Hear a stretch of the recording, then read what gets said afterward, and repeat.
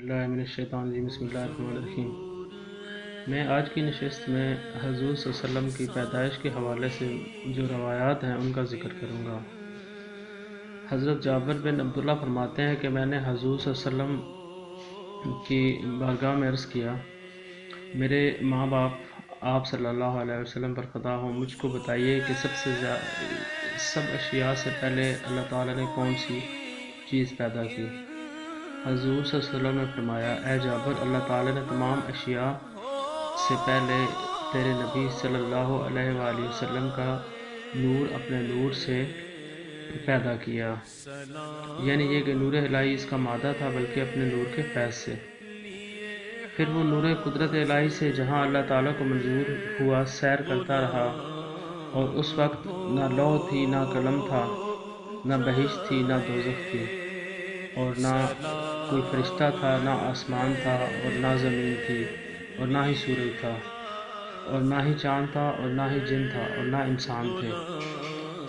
پھر جب اللہ تعالیٰ نے مخلوق کو پیدا کرنا چاہا تو اس نور کے 4 حصے کیے، اور ایک حصے سے قلم پیدا کیا، اور دوسرے سے لوح، اور تیسرے سے عرش۔ پھر یہ حدیث بہت طویل ہے۔ اس حدیث سے حضور صلی اللہ علیہ وسلم کا اول خلق ہونا، مطلب یہ کہ مخلوق میں سب سے پہلے پیدا ہونا، اور مطلب ان کی جو پیدائش ہے وہ اولiyت میں حقیقی ہونا ثابت ہوتا ہے، کیونکہ جن اشیاء کی نسبت روایات میں اولiyت کا حکم آیا، ان اشیاء کا نور محمدی صلی اللہ علیہ وسلم سے متاخر ہونا اس حدیث سے ثابت ہے۔ ایک دوسری روایت ہے، حضرت عرباض بن ساریہ رضی اللہ تعالیٰ عنہ سے روایت ہے کہ حضور صلی اللہ علیہ وسلم نے فرمایا کہ بے شک میں اللہ تعالیٰ کے نزدیک خاتم النبیین ہو چکا تھا، اور حضرت آدم علیہ السلام ہنوز اپنے خمیر ہی میں پڑے تھے، یعنی ان کا کتا بھی تیار نہیں ہوا تھا۔ روایت کیا اس کو احمد رضی اللہ تعالیٰ عنہ اور بہقی رضی اللہ تعالیٰ عنہ نے، اور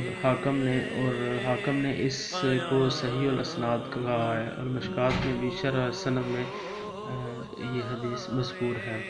تیسری روایت حضرت ابو ہریرہ رضی اللہ تعالیٰ عنہ سے ملتی ہے، انہوں نے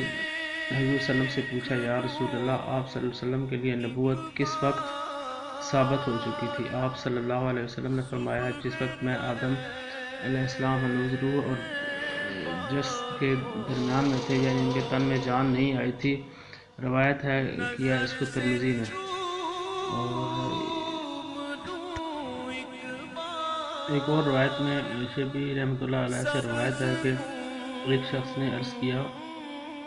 یا رسول اللہ، آپ صلی اللہ علیہ وسلم کب بنائے گئے؟ آپ صلی اللہ علیہ وسلم نے فرمایا کہ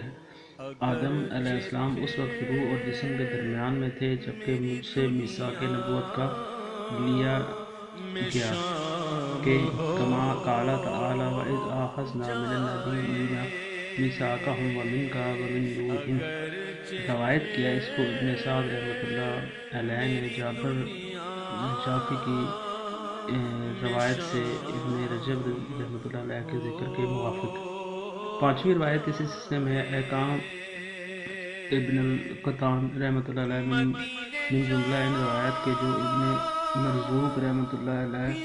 نے ذکر کی ہیں، حضرت علی بن الحسنین یعنی زین العابدین رضی اللہ تعالیٰ عنہ سے روایت ہے، میں اپنے باپ حضرت امام حسین رضی اللہ تعالیٰ عنہ اور وہ ان کے جد امجد یعنی حضرت علی رضی اللہ تعالیٰ سے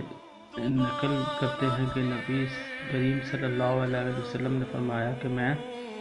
آدم علیہ السلام کے پیدا ہونے سے 14,000 برس پہلے اپنے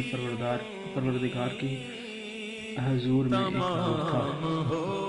جزاک اللہ، بہت شکریہ جناب۔